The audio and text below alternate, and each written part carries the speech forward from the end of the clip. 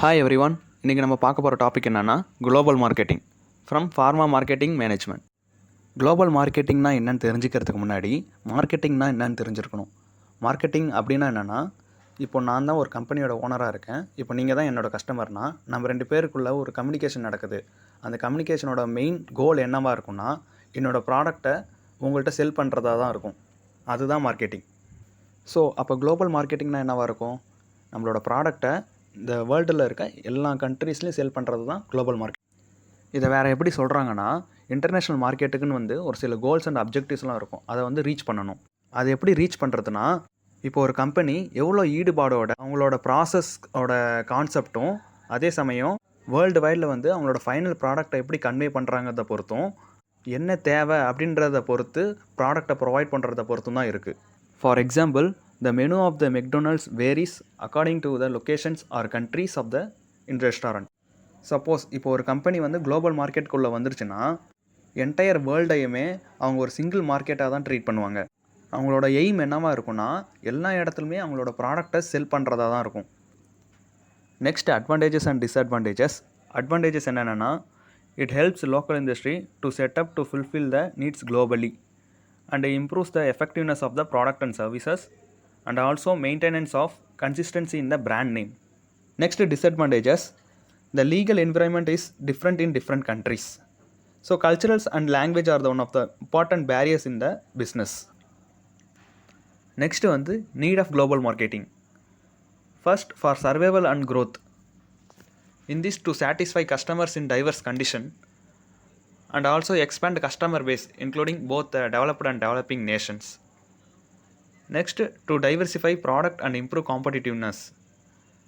The diversification increases the market size and also increases the economy. Next, to operate within a global market. In this, the globalization of goods, services, capital and technology and labor are included. Next, geographical and climatic changes. So every country has different climate and geographical condition, so they cannot produce all type of commodities. For example, Brazil has favorable climate and geographical conditions for productions of coffee. So that countries which are specialized in productions of particular commodities can trade with others. இப்போ ஒரு company global மார்க்கெட்டில் இருக்குன்னா ஒரு சில strategy use பண்ணி தான் வந்திருப்பாங்க. அந்த ஸ்ட்ராட்டஜியை தான் குளோபல் மார்க்கெட் ஸ்ட்ராட்டஜின்னு சொல்கிறாங்க. ஸோ இந்த குளோபல் மார்க்கெட்டிங் ஸ்ட்ராட்டஜி தான் important part of global marketing சொல்கிறாங்க. ஸோ அந்த குளோபல் மார்க்கெட்டிங் ஸ்ட்ராட்டஜி எஃபெக்டிவாக இருக்கணும்னா, ஃபஸ்ட்டு அவங்களோட கம்பெனி பற்றின informations like strength and weakness, potential and goals இதெல்லாம் பற்றின நாலேஜ் அவங்களுக்கு இருக்கணும். Next components of a global marketing strategy. First one identical brand name.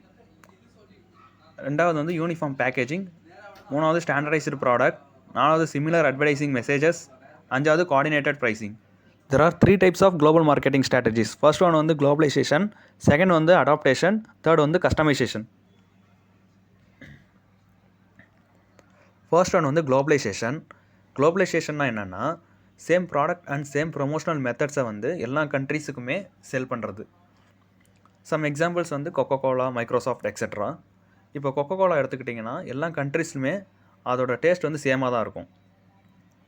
So இந்த ஸ்ட்ராட்டஜிக்கு அட்வான்டேஜ் இருக்கும், டிஸ்அட்வான்டேஜஸ் இருக்குது. அட்வான்டேஜ் என்னென்னா, global brand recognition and reduced market cost. Disadvantages என்னென்னா, language problem like translate the words and phrases is difficult in some. Second one adaptation. அடாப்டேஷன்னா என்னென்னா, அந்தந்த கண்ட்ரிக்கு ஏற்ற மாதிரி ஏற்கனவே இருக்கிற ப்ராடக்ட்டில் சேஞ்சஸை கொண்டு வருவாங்க. அதுதான் அடாப்டேஷன். இதில் 2 டைப்ஸ் ஆஃப் அடாப்டேஷன் இருக்குது. ஃபர்ஸ்ட் ஒன் ப்ராடக்ட் அடாப்டேஷன், ரெண்டாவது ப்ரொமோஷன் அடாப்டேஷன். ப்ராடக்ட் அடாப்டேஷனில் changing name, brand or ingredients. In promotional adaptation changing the advertising messages. இதுக்கு எக்ஸாம்பிள் மெக்டொனால்ட்ஸ். அந்தந்த கண்ட்ரிக்கு ஏற்ற மாதிரி தான் அதோட மெனு கார்டு சேஞ்ச் ஆகிட்டு இருக்கும். இதுக்கும் அட்வான்டேஜஸ் அண்ட் டிஸ்அட்வான்டேஜஸ் இருக்குது. அட்வான்டேஜஸ் என்னென்னா, it address specific cultural taste and interest. So அதனால் எல்லாம் இந்த ப்ராடக்ட் மோர் அக்செப்டபுளாக இருக்கும். டிஸ்அட்வான்டேஜஸ் என்னென்னா, increase the market cost, research and development cost. So அதனால் ப்ராடக்ட் காஸ்ட்டும் இன்க்ரீஸ் ஆகுது. Third one customisation. கஸ்டமைசேஷன்னா என்னென்னா ஒரு சர்டைன் கண்ட்ரிஸ் அண்ட் ரீஜன்ஸுக்கு வந்து ப்ராடக்ட்டை வந்து ஸ்பெசிஃபிக்காக டிசைன் பண்ணி கொடுப்பாங்க. அதுதான் கஸ்டமைசேஷன். இதோட அட்வான்டேஜஸ் என்னென்னா it reaches a specific market with new product and promotion. And இதோட டிஸ்அட்வான்டேஜஸ் என்னென்னா ஓவரால் ப்ராடக்ட்டோட காஸ்ட் வந்து இன்க்ரீஸ் ஆகிடும். ஸோ அதேமாரி ஒரு ப்ராடக்ட்டை டிசைன் பண்ணுறதுக்கு லாட் ஆஃப் டைம் எடுத்துக்கும்.